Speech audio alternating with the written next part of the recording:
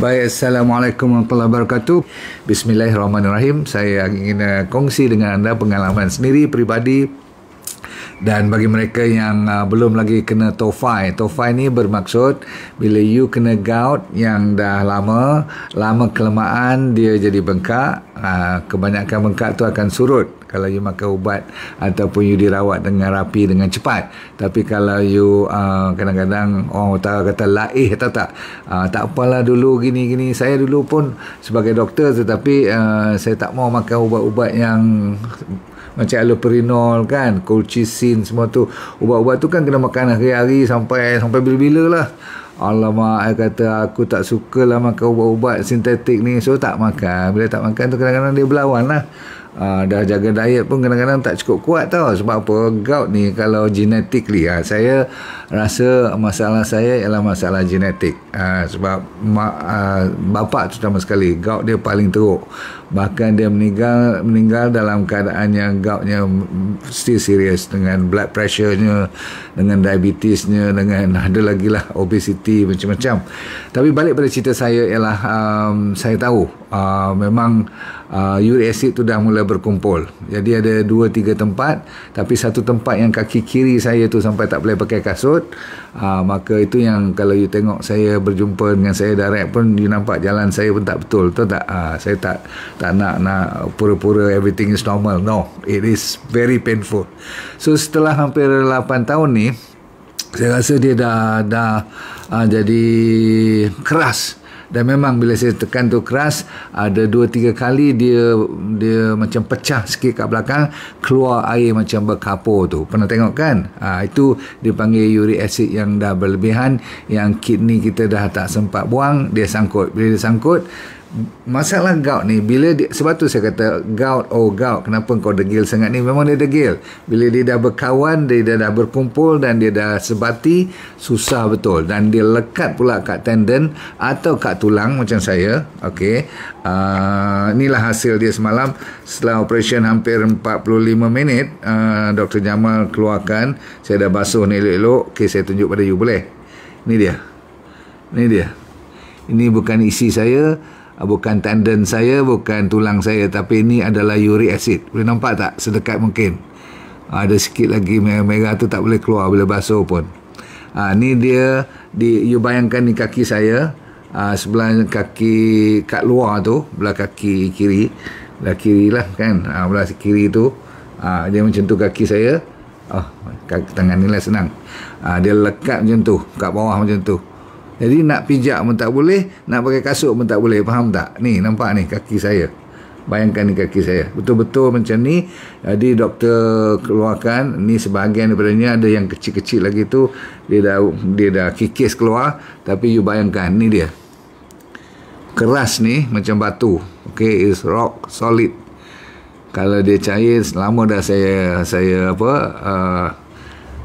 hisap dia dengan syrin saya dah cucuk beberapa kali sendiri pun tak boleh.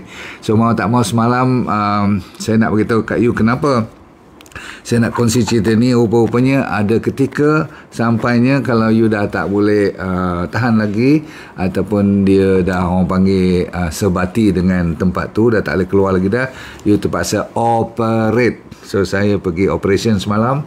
Itulah pengalaman saya. Bahkan yang lebih perit ialah sekarang ni, yang tengah duk sakit selepas dah hilang bius. So daripada semalam pukul 4 pagi memang tak boleh tidur. Dia tangkap macam pisau potong. Lepas tu you perah limau atas tu. Boleh perasan tak rasa macam mana? Macam tu lah. Sampaikan saya kena injection petidin supaya boleh legakan, dapatlah tidur 2 jam sikit pagi semalam. So bagi anda yang masih lagi ada gout, jangan putus asa. Saya akan bagi cerita.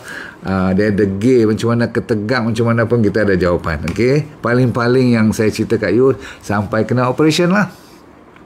Berarti saya dah sampai peringkat yang maksimum. Dah tak boleh buat apa-apa dah.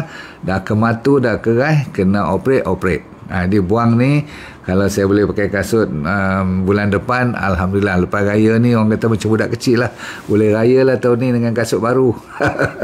Tak, saya boleh pakai slipper pun saya happy. You tahu tak, slipper pun atau sandal pun tak boleh. Sebab apa? Dia punya cross tu kan, cross tu betul-betul atas benda ni, atas dalam batu ni. Batu ni you nampak ni dah clean lah, bersih. Tapi kalau dia duduk dalam badan kita, dia menjadi orang panggil makhluk asing atau pendatang asing. Bila pendatang asing, body kita kalau dia tak mengamuk tak apa. Kalau dia mengamuk, itu yang jadi gout tu. Jadi merah menyala semua kan. Baik, saya bagi kat you sekarang cara-cara untuk you mempertahankan lagi. Sebahagian daripada ni you dah pernah dengar, tapi tak salah you ulang kaji. Contoh, kalau you masih ada gout ataupun tengah-tengah nak kena gout atau uric acid tu you mula dah tinggi, kalau you pergi check creatinine pun dah ganggu, itu dah buah pinggang pun dah kacau, GFR pun dah kacau, yang tu berarti ada kaitan juga dengan you punya gout semua ni. Lepas tu ada blood pressure pula tu, ni semua dia serangkai. Itu yang dipanggil 3 serangkai ni. Yang ni adik sepupu dia. Nombor 1, you cari apple cider vinegar. Saya beritahu kaya ni melalui pengalaman. Ada yang saya buat acap kali, ada setengah tu saya cuba-cuba je. Tapi apple cider vinegar memang terkenal. Siapa yang peringkat awal, tolong gout you boleh hilang dengan minuman apple cider vinegar. 1 sudu makan sebelah pagi, 1 sudu makan sebelah petang, sebelum meal, sebelum makanan. Boleh ingat? Sebulan lagi sekali. You tulis nota ni. Cerita kat kawan you. 1 sudu besar, campur dengan air lah. Bukan apple cider vinegar you minum macam tu, memang terbakar lah kerongkong you kan. Okey, malam sekali. Sebelum makan malam ataupun pagi breakfast, sebelumnya you ambil air 1 gelas, bubuh apple cider vinegar yang ada mother dia tu. Mother of the apple cider vinegar tu. Boleh? 1. Nombor 2, you jangan lupa kepada air limau ni. Kalau kita dah habis beli Brax kan, brand yang famous dah dekat 100 tahun tu kan, bagi saya berlambat-lambat kat supermarket. Jangan nak beli kat scammer semua ni, please. Begitu terus terang. Yang ni yang memang ada, senang you dapat, tak payah nak order. Cari sendiri, beli. Lepas tu buat sendiri air lemon ataupun air limau kasturi ataupun air orange. Yang ni dibenarkan untuk tujuan orang yang ada gout. Walaupun saya tak suka you buat jus orange tu, saya prefer you tu ambil dengan buah-buah sekali. Tetapi kalau you dah nak buat dengan macam smoothie lah, kalau tak mau jus lagi bagus, boleh tak you campur dengan yang pulok dia tu, yang putih-putih tu, tahu? Selalu kan you akan buang kulit semua, tapi kali ni kalau boleh you sagat je kat luar, sebab takut ada pesticide. Tapi kalau you tahu organik punya makanan atau you tanam sendiri limau-limau ni semua bersih, tak ada spray apa-apa, you campur dengan kulitnya sekali, boleh?